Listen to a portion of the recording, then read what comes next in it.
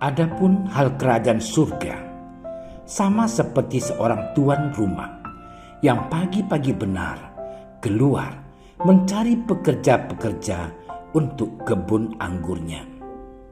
Setelah ia sepakat dengan pekerja-pekerja itu mengenai upah sedinar sehari, ia menyuruh mereka ke kebun anggurnya. Kira-kira pukul 9 pagi ia keluar pula, dan dilihatnya ada lagi orang-orang lain menganggur di pasar. Katanya kepada mereka, "Pergi jugalah kamu ke kebun anggurku, dan apa yang pantas akan kuberikan kepadamu." Dan mereka pun pergi. Kira-kira pukul 12 dan pukul 3 petang ia keluar pula dan melakukan sama seperti tadi. Kira-kira pukul 5 petang, ia keluar lagi dan mendapati orang-orang lain pula. Lalu katanya kepada mereka, "Mengapa kamu menganggur saja di sini sepanjang hari?" Kata mereka kepadanya, "Karena tidak ada orang mengupah kami." Katanya kepada mereka, "Pergi jugalah kamu ke kebun anggurku." Ketika hari malam, tuan itu berkata kepada mandornya, "Panggillah pekerja-pekerja itu dan bayarkan upah mereka, mulai dengan mereka yang masuk terakhir hingga mereka yang masuk terdahulu." Maka datanglah mereka yang mulai bekerja kira-kira pukul 5, dan mereka menerima masing-masing 1 dinar. Kemudian datanglah mereka yang masuk terdahulu, sangkanya akan mendapat lebih banyak. Tetapi mereka pun menerima masing-masing 1 dinar juga. Ketika mereka menerimanya, mereka bersungut-sungut kepada tuan itu.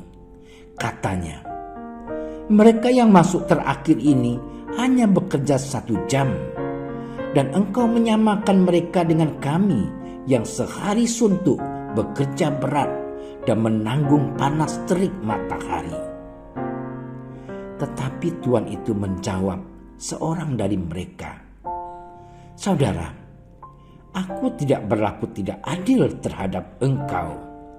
Bukankah kita telah sepakat sedinar sehari? Ambillah bagianmu dan pergilah.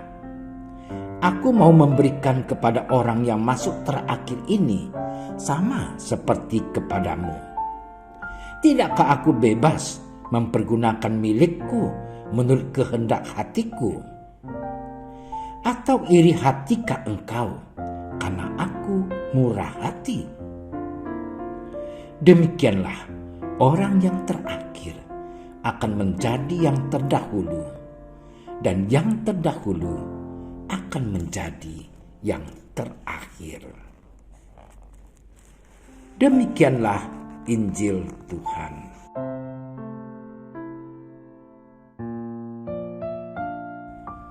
Saudara-saudariku yang terkasih dalam Tuhan Yesus Kristus, seringkali manusia mengatakan bahwa jodoh rezeki ada di tangan Tuhan. Sebaliknya, banyak juga orang yang mengatakan, "Mengapa Tuhan tidak mengerti kehidupanku? Mengapa Ia membiarkanku dalam penderitaan ini?" Dengan kata lain, banyak orang yang juga bersungut-sungut kepada Tuhan dalam hidupnya, karena merasa Tuhan tidak adil.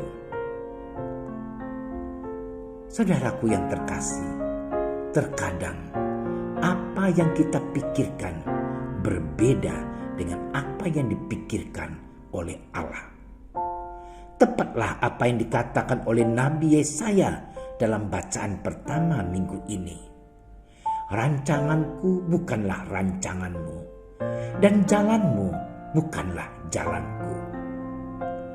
Orang yang mengerti kehendak Allah dan mau sejalan dengan Allah adalah orang yang terbuka, mau menyesuaikan diri, lebih bisa memahami segala sesuatu itu ada jalannya, dan Allah bekerja menurut rancangannya dan kehendaknya terhadap kita. Orang itu mampu melihat semuanya sebagai penyelenggaraan ilahi dalam hidupnya. Biasanya orang seperti itu mampu melihat tuntunan Allah walaupun berbeda dengan pemahaman, pikiran, dan rencananya.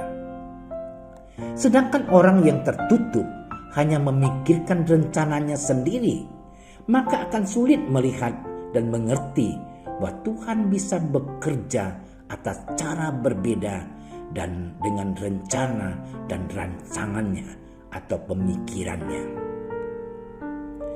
Saudara-saudariku yang terkasih, dalam bacaan Injil hari ini kita mendengar ada dua perenungan yang bisa kita ambil untuk hidup kita. Pertama, soal pikiran kita, rancangan kita yang berbeda dengan pikiran dan rancangan Allah.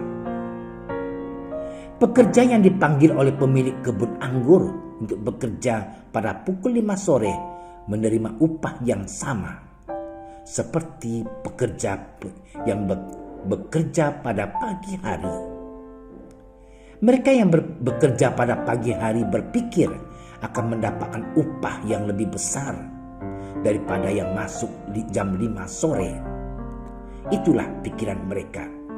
Ternyata mereka mendapatkan upah yang sama. Mereka merasa dirugikan, merasa diperlakukan tidak adil oleh tuan kebun anggur itu. Lalu tuan kebun anggur itu menjawab, "Bukankah kita sudah sepakat untuk sedinar sehari?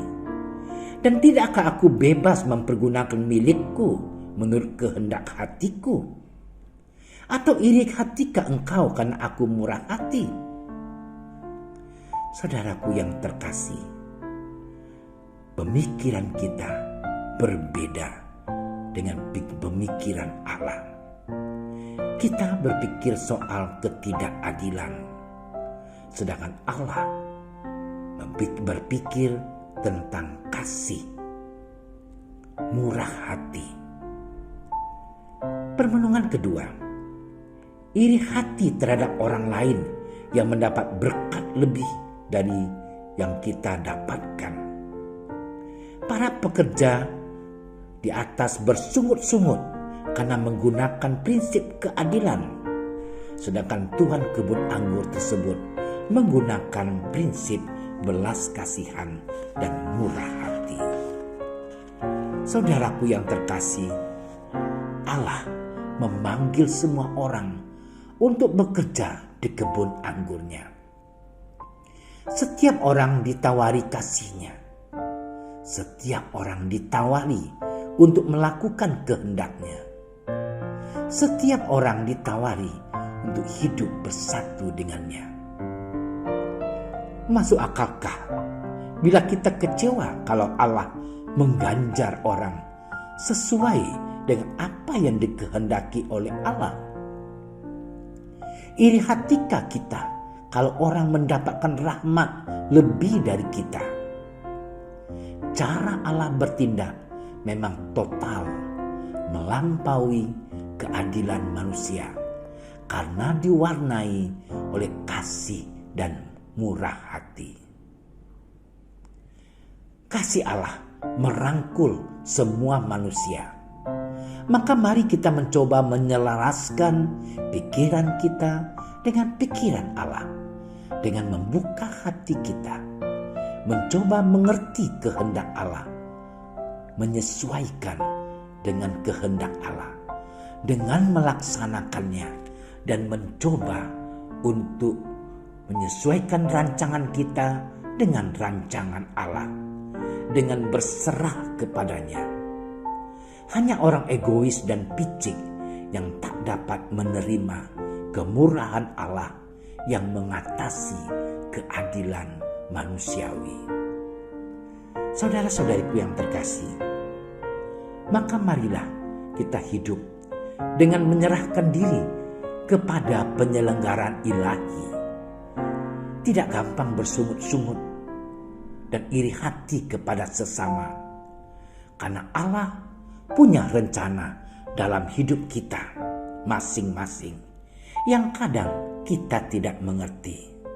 Tetapi tetaplah bersabar dan penuh kepasrahan kepada Allah. Allah yang Maha Rahim, Engkau sungguh baik hati. Kasih-Mu selalu mengalir dalam hidup kami. Ajarilah kami untuk dapat menyesuaikan pikiran kami dengan kehendak-Mu. Dan semoga kami mampu melihat rencana-Mu dalam hidup kami dengan kebesaran iman, serta menjadi murah hati seperti Engkau sendiri adalah murah hati. Jauhkan dari diri kami sikap iri hati terhadap sesama, supaya kami sungguh-sungguh dapat hidup dengan nyaman. Amin. Terima kasih sudah menyaksikan renungan hari ini. Jangan lupa like, subscribe, dan aktifkan tombol loncengnya agar Anda yang pertama mendapatkan notifikasi updatean renungan harian dari Komsos Keuskupan Padang. Dan bagikan ke sosial media agar saudara-saudara kita dapat mendengarkan dan merenungkan firman Tuhan.